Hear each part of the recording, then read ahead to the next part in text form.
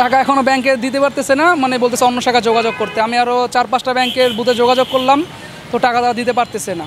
যারা দায়িত্বে আছে তারা বলতেছে যে একটু সময় লাগবে। এখন আমি যেটা শুনলাম সেটা হচ্ছে যেই ব্যাংক সেই ব্যাংকের কার্ড ছাড়া ওই এটিএম থেকে টাকা তোলা যাচ্ছে না। আমি মগঞ্জে আগারগাঁও কয়েকটা বুথে গেছিলাম, ওইখানেও পাই নাই। ইভেন সরাপাড়া গেছিলাম, এবি ব্যাংকের ওইখানেও পাই নাই। তো ভাবলাম যে কাজীপাড়া যাই, দেখি এখানে পাই কিনা।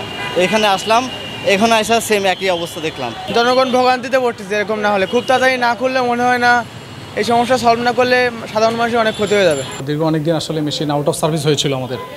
তো মেশিন আউট অফ সার্ভিসও থাকাতে অনেক কাস্টমার দীর্ঘদিন ঘুরে গিয়েছে, টাকা তুলতে পারেনি।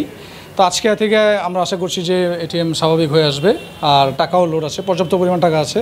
যে কোনো ব্যাংকে সে আমাদের ইবিএল কাস্টমার যাই হোক না কেন, সবাই মোটামুটি ভালো মতো টাকা তুলতে পারবে, আর কোনো সমস্যা আশা করি আজকে থেকে আর থাকবে না।